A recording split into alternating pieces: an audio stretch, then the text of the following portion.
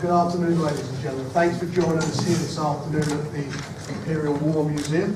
It's a great privilege to be putting a press conference on here for what I believe is the best show involving our domestic fighters that we've seen for a long, long time. The main event is for the European vacant British heavyweight title and the final eliminator for the WBO heavyweight championship of the world between the European champion Derek Chisora and Tyson Fury, who's a former British champion. We also have on the card Billy Joe Saunders against Chris Eubanks Jr., which is for the British, Commonwealth and European middleweight titles. Unfortunately, you know the old story, we've been there 10,000 times before. Chris Eubanks will not be here today, so I told Billy Joe it's pointless him showing up. He just didn't want to do it after doing the press conference on Monday, so they will have their head-to-head tomorrow. So apologies to everybody, but you know, one day we'll get professional about this. We've also got here Frankie Gavin and Bradley Skeet, who are both fighting for Frank's British title and the vacant Commonwealth welterweight title. Again, fantastic fight. Two of the best in the business at their weight division. And again, as I say, one of the really good fights we're looking forward to.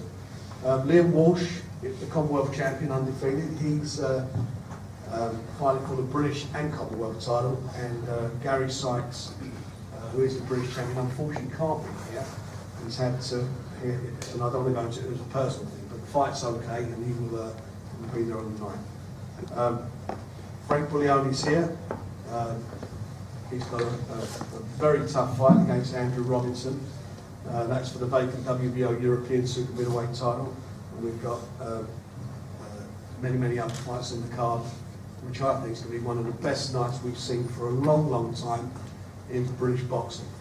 The fight is absolutely sold out. There is not a single ticket left.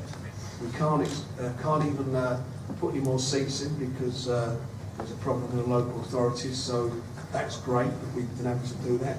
And we've done it without putting seats with the secondary market. The seats have gone through the proper legitimate agents, and so that people don't have to pay over the top for it. So we're absolutely delighted that it is a sellout, and the atmosphere is going to be fantastic. The fight's being broadcast, as you know, by live exclusive by Box Nation here on Sky 437/HD 490 channel, Virgin 546 is on Talk 525, and it will be broadcast on radio by Talk Sport, who've been very helpful in helping us promote the show. The fight is this main event here is I think a very significant moment for British heavyweight boxing. The winner of this will be installed as number one with the WBO. The winner of this will have to fight Klitschko, Vladimir Klitschko. He will be ordered after his fight in March to defend against the winner.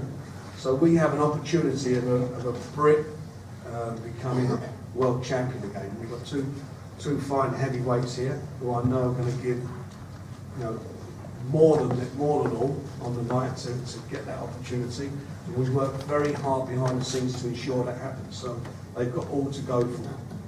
And it's the same with Billy Joe Saunders and Chris Eubanks. The winner of Komarov and Andy Lee has to fight the winner of that fight too. So it's two world title eliminators as well on the card. And that sets up some great fights in 2015 for the winner of those two fights. Frankie Gavin and Bradley Skeet, the winner of that will get into the top 3 ranking in the world, so they've got it all to go for. And the winner of that, I will make sure gets a world title next year. Liam Walsh, if it wasn't for bad luck, he didn't have any, with the injuries that he's had over the last couple of years. Hopefully this fight will get him back on track and get him to where he should be, which is one of the best young fighters in the country, and re-establish himself and hopefully push him into a position where he'll fight for the world title next year. As I mentioned, Frank Buglioni's here, and we're looking for it to step him up as well next year. amongst all the other young fighters. But the heavyweight fight for me is very intriguing. It's been a situation where it has been, as we know, was delayed. The fight was delayed, and for various reasons, but it's on now.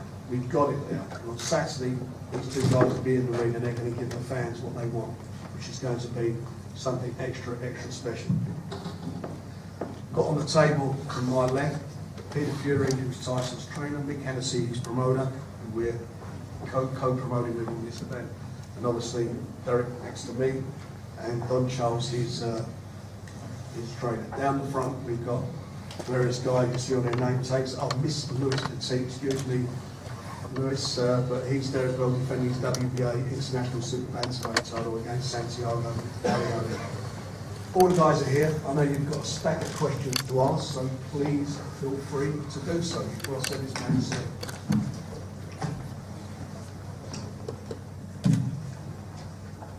Don't rush.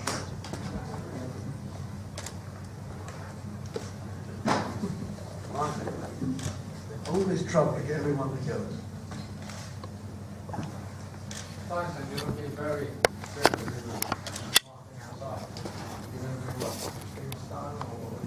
yeah, I'm looking to be around about 16 stone mark, yeah. I've worked very hard for this fight, so we'll see. You ever worked? Definitely, yeah. Peter's put me through the paces, you know, get off all that weight.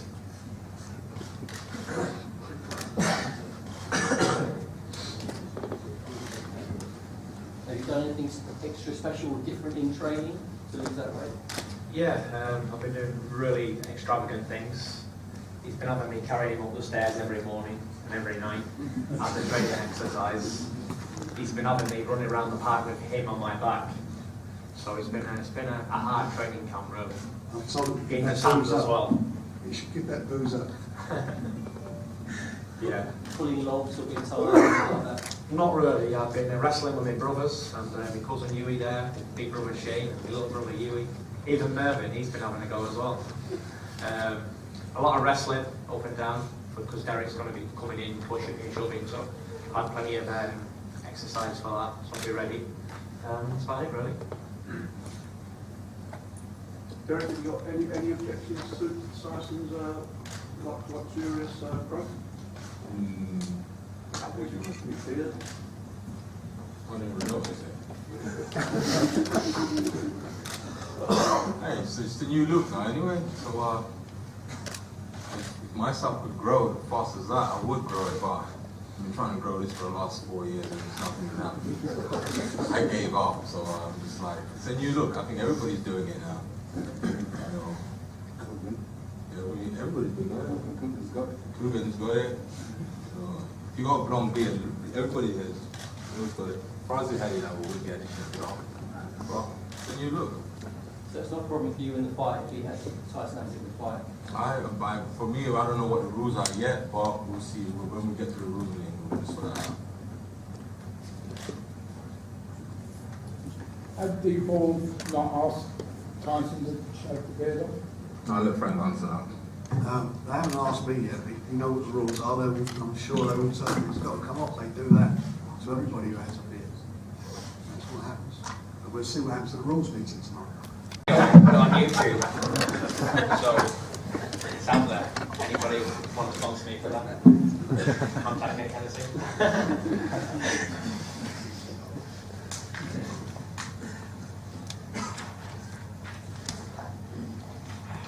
What have you gone through, Tyson? I think it's 4 camps leading into one big sense. Obviously, there was the state June fight on the middle of that. What have you gone through mentally in that time? Because you had to express yourself on Twitter at times, you got in trouble for that. What have you gone through mentally over the last year and a half with all these cancer fights? To be honest, when it comes to the mental side, I'm concrete. Nothing bothers me really. As long as I'm not dead, it's a bonus, isn't it? Every day we wake up healthy and strong. Got to give thanks to God for that. But the cancellations of things, it's boxing. Things like that happen. People get injured.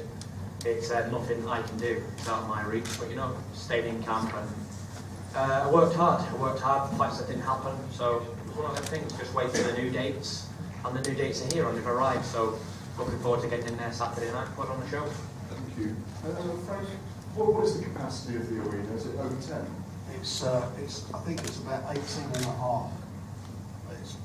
So it's 18 and a half sold out. Absolutely sold out. We can't get any more. One of the problems is because of the shape of the building. It's the rectangular building. So if you start putting seats in further back, it's a very poor site. That's where we are. And when was the last time you can remember selling out a venue for a big heavyweight fight in London? Well, it sold more than I think the last time we had a press conference as well, when Audrey Harrison fought there. And I think we had about 15 in there that night. Harrison and Williams. Dan Williams.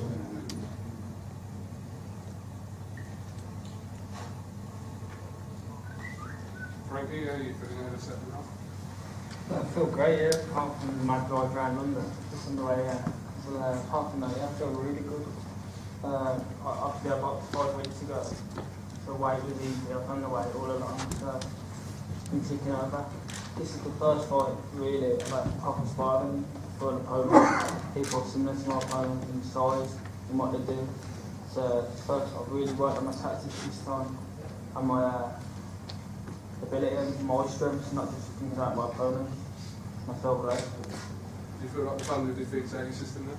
Yeah, it's added system long ago. It's one of the things. That's what it took the fight, really. But Bundy's proven to be European, if not world class. This is British class, really. And it's got me stepping down again, and I guarantee he's going to be a massive step up for him, someone he's never faced, ever. He's going to be a big surprise.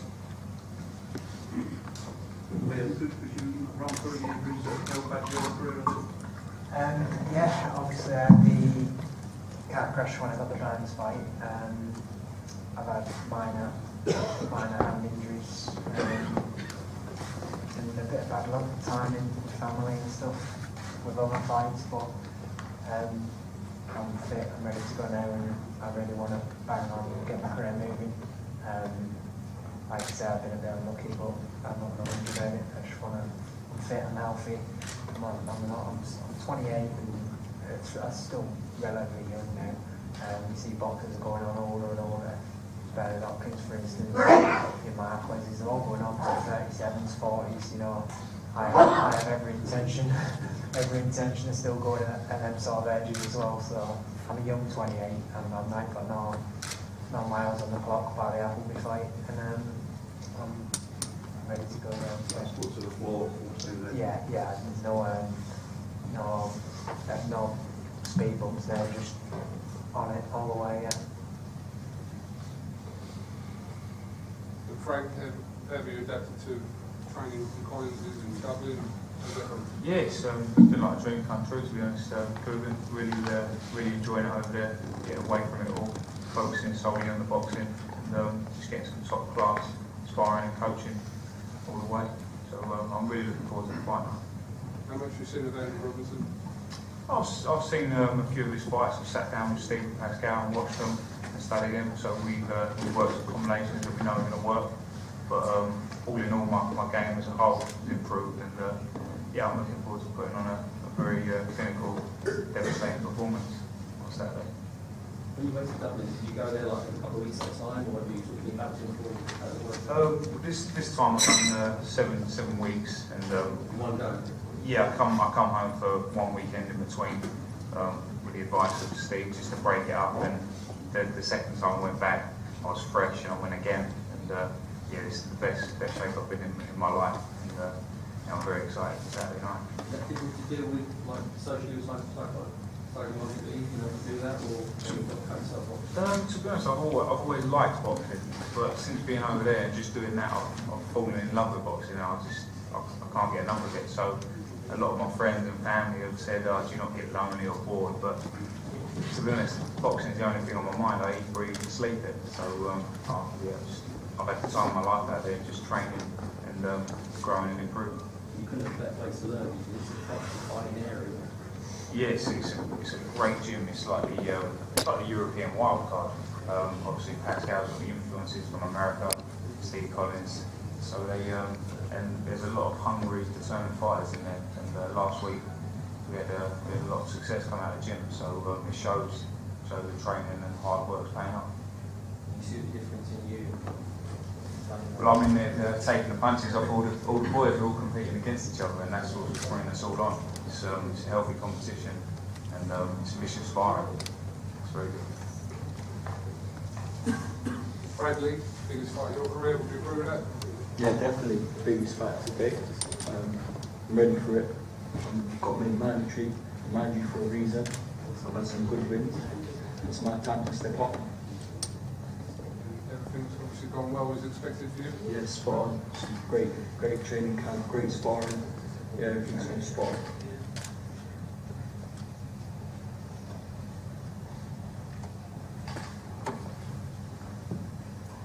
Fight's also going to be shown live in the States on ESPN. So it'll be going out there.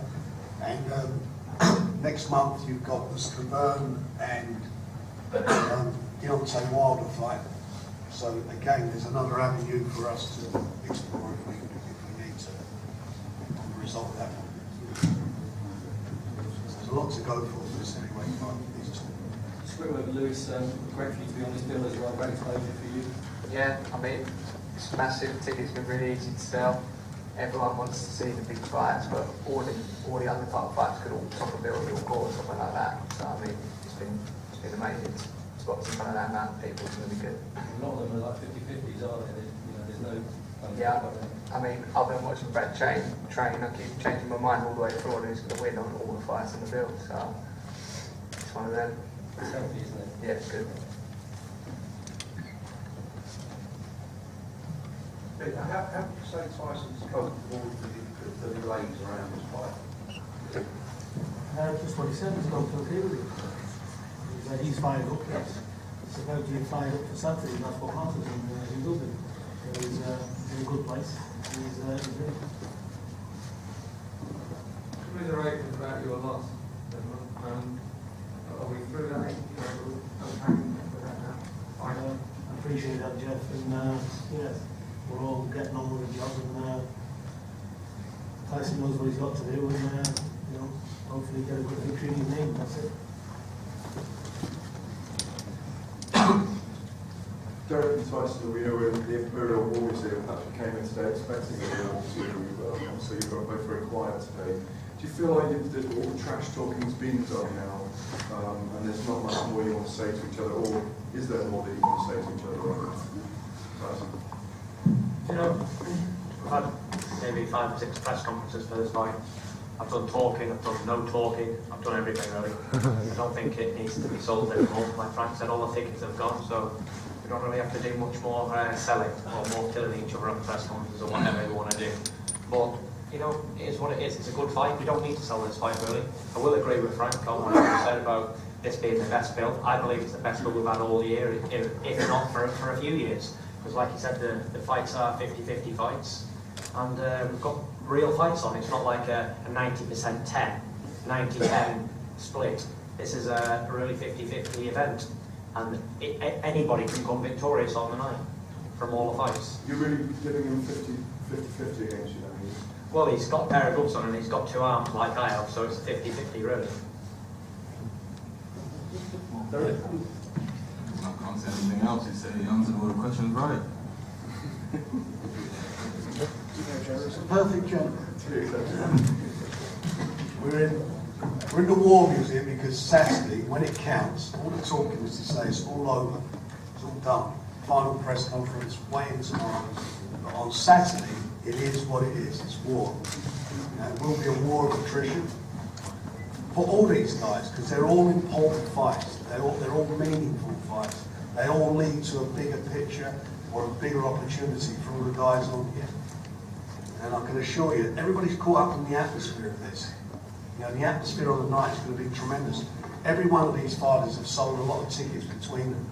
So their fan base is going to be very vocal. And young Mitchell Smith, who's not here, he sold nearly 1,500 tickets himself. That's like selling your call out on his own. So you can imagine what it's going to be like. All these, the fans, the banter between them and so forth. The atmosphere is going to be electric, absolutely electric. Horlicks won't be sponsoring this one. This is a proper fight. They've done their best to knock us out of business, putting that pay-per-view rubbish on last week, take money out of the market. We all know what the method was in that madness. But here we are, sold out, and the fans want it. They want to see these fights. They want to see these events. And they're going to get something extra special on the night.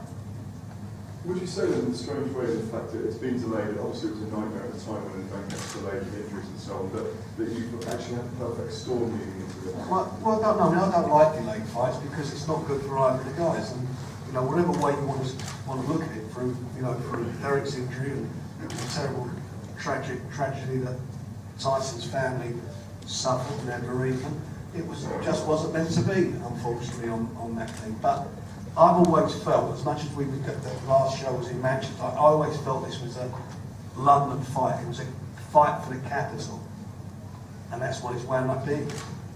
So here we are in the capital with a capital promotion. You know, this is. You know, I'm a fight fan as well as promoting and managing. I am a fight fan, and these are the fights that excite you. These are the ones that you want to see.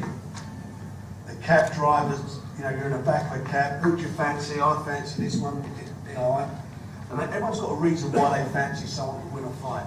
As Tyson said, you know, they're 50-50 fights. Everyone, you know, you look down the card, people think there's a weakness there. You know, with this guy and this one's got a weakness, but the bottom line is they're fights that people are talking about. And it is a fight card, a real fight card for the real fight fans. Tyson, what's your thoughts on the Saunders and Eubank? I think it's a really good fight, Ken. It's a fight where we've got one fella who's had some easy knockouts and whatever along the way, but we don't know how really good he is because he's never really been stepped up. And on the other hand, you've got Billy Joe, who's been tested and tried time and time again against undefeated fighters and good class fighters who's gone on and done big things. So I think if Billy can stick to his boxing, he wins. If he gets drawn into a fight, and it's who lands first type of a fight. And I agree with that. You know, it's an intriguing fight. You know, you said it on the press conference on Monday. Billy Joe Saunders, British European Commonwealth champion, done it all the hard way. Olympian, you know, 18 years of age going to the Olympic Games, but tremendous pedigree, done everything's been asked of him, and steps up when he's in a fight that's a real meaningful fight, and this is a meaningful fight for various reasons. And there's, you know, as you said, Chris Eubanks Jr., and I've made his last 4 or 5 fights. We know what the opposition's been. It's not nowhere near the opposition that Bill's been fighting at. But you hear some fantastic things about him in the gym. You know, he sparred with Frock and many other fighters, George Groves and so forth. And the stories I get back is that he's done very well against them all. On some occasions, you know, come out on top in the sparring. But that's sparring. That's the gym. This is real. Getting down on it on Saturday night. So we're going to see. You know whether they come from fighting backgrounds, both of them. You know, Billy Joe's grandfather was a bare knuckle champion. We all know that Chris Eubanks Jr. is who his dad was. Just wish that he'd passed on a bit more of what would have been like showing up at press conferences to help us and help you guys get the stories. But it's you know, it's a very, very intriguing fight. So all the way down the card. Last, John, how do you assess Derek's physical mental condition leading up to one of his biggest exception these fights of his career? Yeah, it's very good. It's where it should be, and yeah, that's it. Happy, satisfied, relaxed? More than happy, yeah. You can see, you know, we don't turn up like this if we're very chilled. It looks like he's going to a dance after this. Looks for business. Looks for business. Good. Exactly. It's all going well. Hey, listen, fellas, this is it. Only how many days left? Tomorrow's 2 days. It's all happening, you know. We've got other guys down there. We're excited. You know, myself and the big man up here ready to rock and roll. You know, ain't no about I hate him, I don't want him. You know, it's not like that. For us, for me, I know personally, when we glove up, it's fight time. You know, and I speak for every fighter who's sitting on this podium right now. When it's time to rock and roll, we're gonna rock and roll. And if you leave there disappointed about the fights, I don't know what you're doing, but I know for a fact we're coming to fight. Tyson, you guys had a bet at the cinema in the last year, is that still counting or is that forgotten about? Mate, I don't know what you're trying to get us into trouble. The guy's already coughed up 15 large, man. He's trying to get us into trouble. We don't want to get into trouble no more. No more trouble. You know, it's costs too much. The board is getting rich off us now. What time will the 9th flight come on, Frank?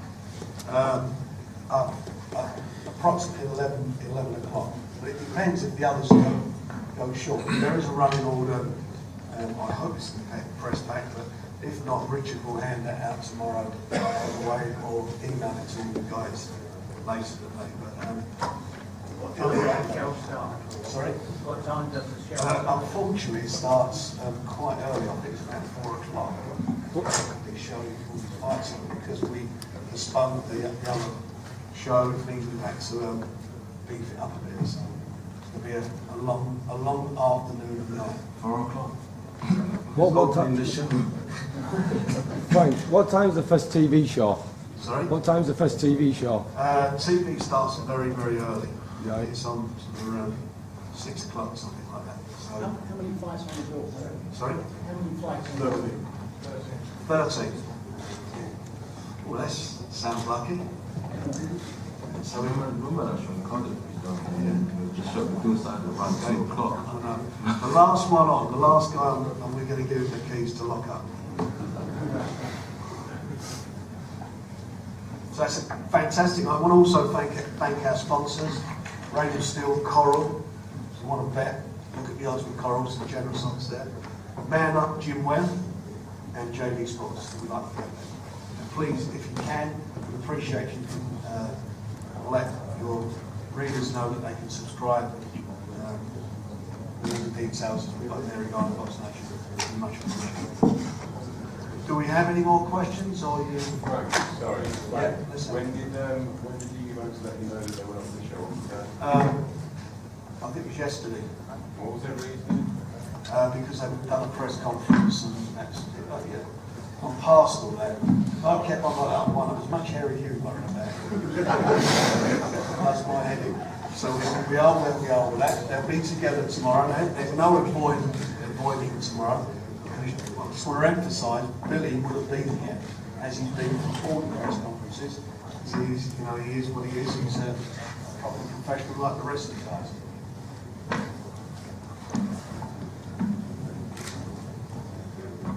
Are there any more questions? Are you all done? Lovely. Thanks very much for joining us. Weigh-ins tomorrow, and we look forward to seeing you all on Saturday. Take care.